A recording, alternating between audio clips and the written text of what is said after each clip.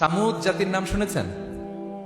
তাদের কাছে আল্লাহ তাআলা একজন নবী পাঠিয়েছিলেন, নাম হচ্ছে সালেহ আলাইহিস সালাম। আল্লাহর নবী সালেহ আলাইহিস সালাম, তিনি তাদেরকে দাওয়াত দিলেন যে হে আমার জাতিগোষ্ঠীর লোকেরা, এক আল্লাহর ইবাদত করো। তারা অবাধ্য হলো। তিনি সত্যের পথে আহ্বান করলেন, তারা এই কথা শুনলো না। একটার পর একটা আল্লাহর পায়গাম আসে, তারা অবাধ্য হয়, তারা অবাধ্য হয়, তারা আল্লাহ তাআলার আদেশকে মানে না। সবশেষে সামুদ গোত্র, তারা আবার খুব শক্তিশালী ছিল। তারা পাহাড় কেটে আর্কিটেকচার করে ডিজাইন করে কিভাবে আবাসন তৈরি করতে হয়, পাহাড়ি এলাকায় মাউন্টেইন এলাকায় কিভাবে আবাসন তৈরি করতে হয়, এটার ব্যাপারে এক্সপার্ট ছিল। তো তারা সালেহ আলাইহিস সালামকে বলল, সালেহ তুমি পাগল, তুমি জাদুকর, তুমি যে আল্লাহর কথা বলছো আমরা মানবো এক শর্তে, যদি এই পাহাড়ের ভেতর থেকে 10 মাস গর্ভধারিণী একটা উট যদি বের করে আনতে পারো, এমন একটা শি ক্যামেল উট যদি বের করে আনতে পারো, যেই উটের পেটের ভেতরে একটা বাচ্চা থাকবে এবং উটটা পাহাড় থেকে বের হয়েই বাচ্চা ভূমিষ্ঠ করবে, এরপরে উটের দুধ যেন আমরা খেতে পারি, তুমি যদি এটা দেখাইতে পারো তাহলে বুঝবো তুমি সত্য নবী। দোয়া করলেন, আল্লাহ আমার এই জাতি সামুদ, তারা তো চেয়েছে যে পাথর ভেতর থেকে যদি একটা উট বেরোয়, ওর যদি বাচ্চা দেয় আর দুধ দেয়, তাহলে তারা তোমাকে মেনে নেবে। আল্লাহ তুমি মেহেরবানি করে এই মিরাকেল, এই মুআজিজা তুমি তাদের দেখিয়ে দাও। আল্লাহ তাআলা দোয়া কবুল করলেন। হাজার হাজার মানুষের সামনে চাক্ষুষ দিবালোকের মুহূর্তে পাথর ভেঙে একটা উট বেরিয়ে এলো বিশাল আকৃতির, এবং 10 মাস গর্ভধারিণী উট, সাথে সাথে এই উট বেরিয়ে বাচ্চা প্রসব করবে, এবং সাথে সাথে এই ওলান থেকে উটের দুধ বেরোতে লাগলো। হাজার হাজার লোক এটার ওলান থেকে দুধ নিয়ে তারা তৃপ্ত হলো। আচ্ছা, এই মুহূর্তে তাদের কি করা উচিত ছিল বলেন তো? আশহাদু আল্লাহ ইলাহা ইল্লাল্লাহ ওয়া আশহাদু আন্না মুহাম্মাদুর রাসূলুল্লাহ ওয়া আশহাদু আন্না সালিহান নাবিয়্যুল্লাহ, এটা পড়া দরকার ছিল না? দরকার ছিল। কিন্তু তারা একের পর এক গোয়ার তুমি করতে করতে করতে করতে চাক্ষুষ দিনের বেলা এত বড় একটা মুআজিজা দেখার পরেও তারা অস্বীকার করলো। সাল্লাল্লাহু আলাইহি ওয়াসাল্লাম বললেন, তোমরা তোমাদের ওয়াদা পূরণ করো। তারা বলল, তুমি বড্ড বড় জাদুকর, তুমি যেন তেন জাদুকর না, তুমি পাহাড়ের ভেতরে জাদু ঢুকাই ফেলছো। কি মনে হয় তারা লিমিট ক্রস করে ফেলছে না? এবার ক্রস করছে না? তারা সীমা লঙ্ঘন করে ফেলেছে। দে ক্রসড দেয়ার লিমিট। এবার তো আর ছাড় দেওয়া যায় না, কারণ আমি আপনাদের বলেছি শুরুতে যে আল্লাহ সব সময় ধরে না, কিন্তু যখন ধরে ছাড়ে না। আযাব চলে আসলো। কি আযাব? আর্থকোয়েক আর রাজফা, পুরো ভূখণ্ড কেঁপে উঠলো। কেঁপে ওঠার সাথে সাথে সব মাটিতে পড়ে গেল। 2 নাম্বার আসলো সাউন্ড ওয়েভ, শব্দ নিনাদ, প্রচন্ড শব্দ তরঙ্গ। জিবরাইল আলাইহিস সালাম ওই এলাকার উপরে এসে এমন জোরে এক চিৎকার মারলেন, ওই চিৎকারে সামুদ গোত্রের প্রতিটি লোক কানের পর্দা ফেটে মুহূর্তের মধ্যে লাশ হয়ে জমিনে পড়ে রইল। Because they cross their limit. তারা তাদের লিমিট ক্রস করেছে। আর যারা লিমিট ক্রস করে, যারা সীমা লঙ্ঘন করে, তাদেরকে আল্লাহ তাআলা পছন্দ করেন না। আপনারা লূত আলাইহিস সালামের নাম শুনেছেন? উনি আল্লাহর একজন নবী ছিলেন। ওনাকে আল্লাহ তাআলা জর্ডান, বর্তমানে যে জর্ডান দেশ আছে, সেখানে পাঠিয়েছিলেন। একটা কমিউনিটি ছিল সাদুম কমিউনিটি। ওই সাদুম কমিউনিটিতে তিনি এসেছিলেন। তিনিও দাওয়াত দিলেন, ইয়া কওমি ইবুদুল্লাহ মা লাকুম মিন ইলাহিন গায়রু, হে আমার কওমের লোকেরা, আল্লাহর ইবাদত করো, আল্লাহকে মেনে নাও। ওরা অস্বীকৃতি জানালো। সত্যের পথে আহ্বান করলেন, অস্বীকৃতি জানালো। ওদের পাশ দিয়ে ক্যারাভেন যেত, কাফেলার লোকেরা ডাকাতি করত। ডাকাতির শাস্তির ব্যাপারে তিনি ভয় দেখালেন। তারা নিবৃত হলো না। এমনকি তারা সমলিঙ্গের প্রতি যৌন আকর্ষণ বোধ করতো না। আউযুবিল্লাহ। হোমোসেক্সুয়ালিটি, এখন একটা গ্রুপ আছে দেখবেন যে রংধনু নিয়ে মিষ্টি মিষ্টি কথা শোনায় বিশ্বব্যাপী। তাদের সাইন হচ্ছে রংধনু, রেইনবো। তারা ছেলেতে ছেলেতে বিয়ে, মেয়েতে মেয়েতে বিয়ে, এটাকে প্রমোট করে। নাউযুবিল্লাহ মিন যালিক। আমাদের এই মুসলিম সমাজে যেন এই আবর্জনা প্রবেশ করতে না পারে, আমাদেরকে সচেতন থাকতে হবে, ঠিক কিনা? এই সাদুম কমিউনিটির একটা বদ অভ্যাস ছিল, তারা ছেলেতে ছেলেতে বিয়ে করত, পুরুষে পুরুষে। আল্লাহ নবী লূত আলাইহিস সালাম তাদেরকে বুঝালেন যে পৃথিবীতে কেউ এই পাপ কাজ করেনি। প্রাণীদের মধ্য থেকেও একটা পুরুষ প্রাণীর প্রতি আকৃষ্ট হয় না। তোমরা আশরাফুল মাখলুকাত হয়ে কিভাবে এই কাজ করো? তোমরা থামো। তিনি নানা ভাবে হৃদয় নিংড়ানো ভাষা দিয়ে দাওয়াত দিলেন, কিন্তু তারা মানল না। তারা এই পাপ কাজ করতেই লাগলো। আল্লাহ তাআলা ফেরেশতা পাঠিয়েছিলেন ওনার কাছে পুরুষের আকৃতিতে। তারা এই আল্লাহর পাঠানো ফেরেশতাদের সাথে এই অপকর্ম করার প্ল্যান করেছিল। তারা মনে করেছিল সাধারণ মানুষ, আসলে এগুলো ছিল কি আল্লাহর ফেরেশতা। তো আল্লাহর ফেরেশতার সাথে যেহেতু এরকম পাপ কাজের চিন্তা করেছে, তার মানে দে ক্রস দেয়ার লিমিট। কি বলেন? সীমা লঙ্ঘন করে ফেলছে। আযাব, পানিশমেন্ট তাদের জন্য অবধারিত হয়েছে। আল্লাহ তাআলা শাস্তি দিলেন। কি শাস্তি দিলেন? সিম্পল। জিবরাইল আলাইহিস সালাম এসে পুরো শহরটাকে উঠাইয়া উল্টায় ফেলে দিলেন। আল জাযাউ মিন জিনসিল আমাল, যে যেরকম পাপ করে তার শাস্তি এরকম। ওরাও স্বাভাবিক মানুষের যে নেচার, এটার উল্টায় ফেলছে। কি বলেন? পুরুষ আকৃষ্ট হবে, সেক্সুয়াল অ্যাট্রাকশন ফিল করবে নারীর প্রতি, নারী পুরুষের প্রতি। এই যে নেচারকে উল্টাইছে না, আল্লাহকে তোদের শহরটারে উল্টাই দিলাম। জিবরাইল আলাইহিস সালাম এসে পুরো সাদুম শহরটাকে আকাশে উঠিয়ে একটা আছাড় মারলেন, আপসাইড ডাউন। উপরের অংশ চলে গেল নিচে, সব মাটির অতল গহ্বরে। ফাজআলনা আলিয়াহা সাফিলাহা ওয়া আমতারনা আলাইহিম মিন সিজারাতিন মিন সিজিলিম মানদুদ। আল্লাহ বললেন, উপরের অংশ নিচে নিয়ে নিলাম, পুরো শহরটারে উল্টে দিলাম, আর পাথর বৃষ্টি বর্ষণ করলাম, সব শেষ। ওই জায়গাটা আজও আছে, ওইটা জর্ডান এবং ইসরায়েলের সীমান্তে। এটাকে এখন বলে মৃত সাগর, আল বাহরুল মাইয়িত আরবিতে, ইংরেজিতে বলে ডেড সি। কি সি? Dead Sea. মৃত সাগর কেন? কারণ ওখানে কোনো প্রাণী জন্মায় না। ওই সাগরে কোনো মাছ নাই, কোনো ব্যাঙ নাই, এমনকি কোনো শ্যাওলাও নাই। গজবের জায়গা। লবণের density at least 10 times more than the natural sea. সাধারণ সাগরের পানিতেই তো কত লবণ, আমরা মুখে নিলে রাখতে পারি এত লবণ। ওইটার চেয়ে কমপক্ষে 10 গুণ বেশি লবণ রাখত।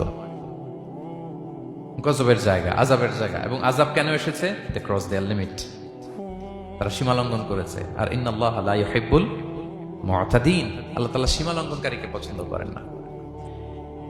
আরেকজন নবীর কথা বলে এই পয়েন্টটা শেষ করি। মুসা আলাইহিস সালাম, ফেরাউনের হেদায়েতের জন্য আল্লাহ তাআলা মুসা আলাইহিস সালামকে পাঠিয়েছিলেন।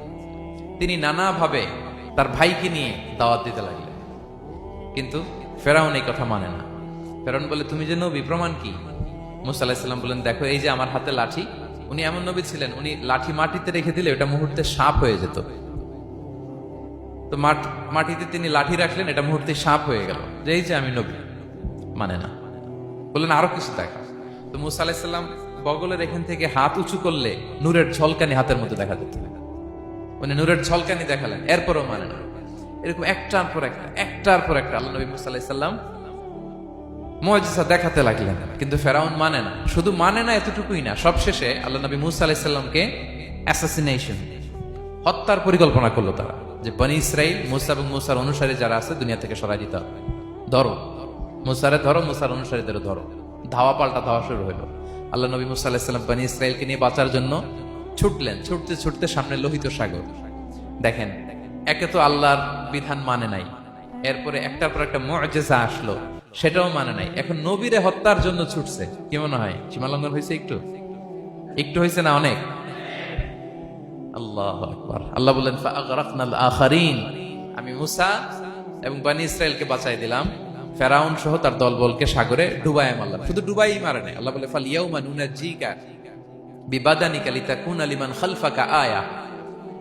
ফেরাউনকে লোহিত সাগরে তো ডুবিয়েছেই। আল্লাহ বলেন, ফেরাউন, তোর অনুসারী যারা পৃথিবীতে থাকবে, তোর চালা চামুন্ডা যারা থাকবে, তোর খালাতো ভাই, চাচাতো ভাই যারা দুনিয়াতে বেঁচে থাকবে, তাদের জন্য তোর লাশটারে আমি শুটকি বানিয়ে রাখলাম up to the day of judgement. কিয়ামত পর্যন্ত ফেরাউনের লাশটা মিশরের জাতীয় জাদুঘরে ড্রাই বডি হিসেবে আছে। আমি নিজে দেখে এসেছি, নিজ চোখে মমিফাইং করে শুটকি বানায় রাখছে। এভাবে পৃথিবীতে যতগুলো জাতিগোষ্ঠীকে আল্লাহ তাআলা আযাব দিয়ে ধ্বংস করেছে, তার কারণ হচ্ছে সীমা লঙ্ঘন। তার কারণ কি? প্রিয় ভাইরা, আমরা যেন আমাদের লাইফস্টাইলের দিকে একটু খেয়াল করি, যে এই সীমা লঙ্ঘনের কাতারে আমরা চলে আসলাম কিনা, আমাদেরকে খেয়াল রাখতে হবে। আল্লাহ তাআলা সীমা লঙ্ঘনকারীকে পছন্দ করেন না। ইন্নাল্লাহা লা ইউহিব্বুল মুআতাদিন, তিনি সীমা লঙ্ঘনকারীদেরকে পছন্দ করেন না। এমনকি রাসূলুল্লাহ সাল্লাল্লাহু আলাইহি ওয়াসাল্লামের বায়োগ্রাফি যদি আমরা খেয়াল করি, আমরা দেখব যে তিনি যখন যুদ্ধের জন্য অভিযান পরিচালনা করতেন, দল পাঠাতেন, সেনাবাহিনী পাঠাতেন, তখন তাদেরকে বলতেন, খবরদার যুদ্ধের ময়দানে সীমালঙ্ঘন করো না, খবরদার। যুদ্ধে যদি কেউ হেরে যায়, বন্দীদের সাথে খারাপ আচরণ করো না। ওরা হেরে গেছে বন্দী, আপনি চাইলে তার কান কেটে দিতে পারবেন, নাক কেটে দিতে পারবেন, আকৃতি বিকৃতি করতে পারবেন না। বিষ্ণু ইসলাম বলেন, খবরদার সীমা লঙ্ঘন করো না। যেখানে যুদ্ধে গিয়েছো ওই এলাকার শিশুদেরকে মেরো না, ওই এলাকার নারীদেরকে মেরো না, ওই এলাকার পাদ্রীদের গায়ে হাত তোলো না। সন্ন্যাসীতে যারা ইবাদত করে ওদের তো দোষ নাই, সিভিলিয়ান নাগরিক, তাদের গায়ে হাত তোলো না, খবরদার। গবাদি পশুর গায়ে হাত তুলবে না, এগ্রিকালচারাল প্রোডাক্ট জ্বালিয়ে দিও না। সুবহানাল্লাহ বিহামদি। কি রহমতের নবী ছিলেন। সীমা লঙ্ঘন যেন না করে বিষ্ণু ইসলাম অভিযান প্রেরণের আগে তিনি স্পষ্ট বলে দিতেন, খবরদার কেউ সীমা লঙ্ঘন করবে না। যারা তোমাদের বিরুদ্ধে অস্ত্র তোলেনি তাদের বিরুদ্ধে অস্ত্র তোলা যাবে না, কারণ ইন্নাল্লাহা লা ইউহিব্বুল মু'তাদিন, আল্লাহ তাআলা সীমা লঙ্ঘনকে পছন্দ করেন না। প্রিয় ভাইরা, তাহলে যে 7 শ্রেণীর ব্যক্তিকে আল্লাহ তাআলা পছন্দ করেন না, তার প্রথমটা আমরা জেনে গেলাম, তারা কারা? সীমা লঙ্ঘনকারী। আমি কিন্তু প্রায় এরকম জিজ্ঞেস করব এবং সবশেষে আপনাদেরকে নিয়ে রিভাইজ করব। তাহলে 1 নম্বরে আমরা পেলাম তারা কারা।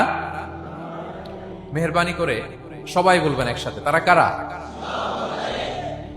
তারা সীমা লঙ্ঘনকারী, তারা তাদের লিমিট ক্রস করে, তাদেরকে আল্লাহ তাআলা পছন্দ করে না। সো আমরা আমাদের লাইফের সাথে একটু মিলিয়ে নিই যে আমরা আমাদের কোনো ক্ষেত্রে সীমা লঙ্ঘন করি কিনা একটু খেয়াল করেন। আমার যে দায়িত্ব আছে আমি কি সীমা লঙ্ঘন করি কিনা? আমার স্ত্রী আমার দায়িত্বে, তার সাথে সীমা লঙ্ঘন করি কিনা? আমার ভাতিজা ভাতিজি অনেকের আছে ইয়াতিম, তার বাবা মারা গেছে, তার সব সম্পত্তির দায়ভার আমার উপর দেয়া, আমি ওইখানে তাকে ঠিকঠাক মতো সব দেই কিনা, সীমা লঙ্ঘন করি কিনা? হ্যাঁ, ক্ষমতা পেলে সীমা লঙ্ঘন করি কিনা? কি মনে হয় আমরা ক্ষমতা পেলে সীমা লঙ্ঘন করি কিনা? হ্যাঁ, করে করে হ্যাঁ, মানে যেখানে ডাক্তারের কাছে যাই বলে, ডাক্তার সাহেব আমার এইখানে ফোড়া, সারা দেহের যে কোনো জায়গায় ধরতে পারেন, এইখানে ধরেন না, তো এইখানে না ধরলে ভালো হবে? ফোড়া যেখানে, ট্রিটমেন্ট তো ওইখানে দিতে হবে, কি বলেন? রোগ যেখানে ওষুধও। সীমা লঙ্ঘন, দায়িত্ব পেলে আমরা সীমা লঙ্ঘন করি।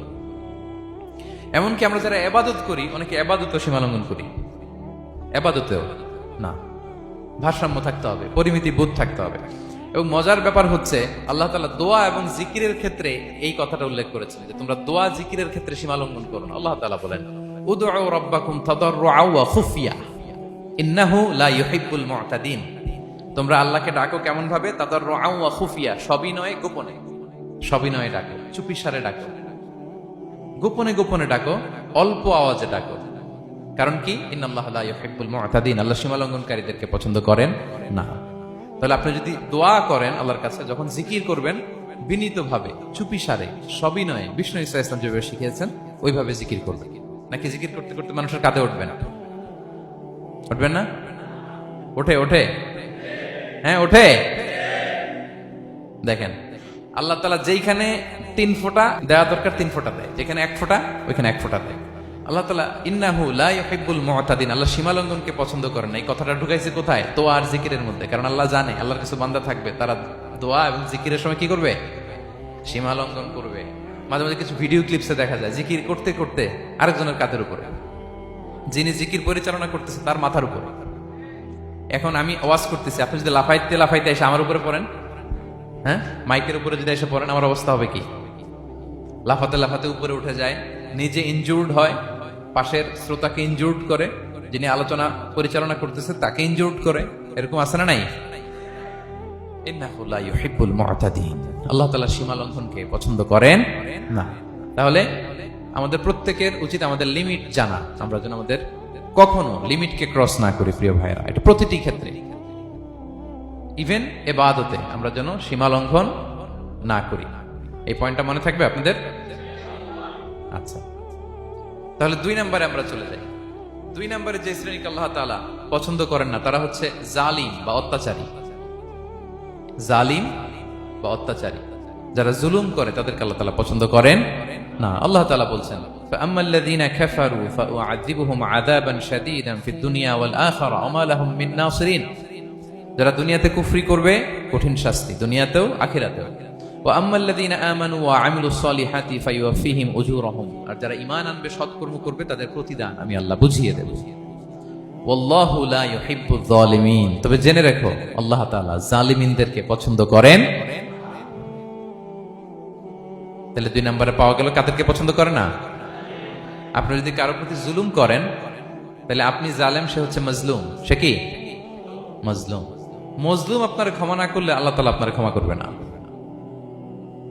মজলুম যদি ক্ষমা না করে আল্লাহ তাআলা কশিন কালো আপনাকে ক্ষমা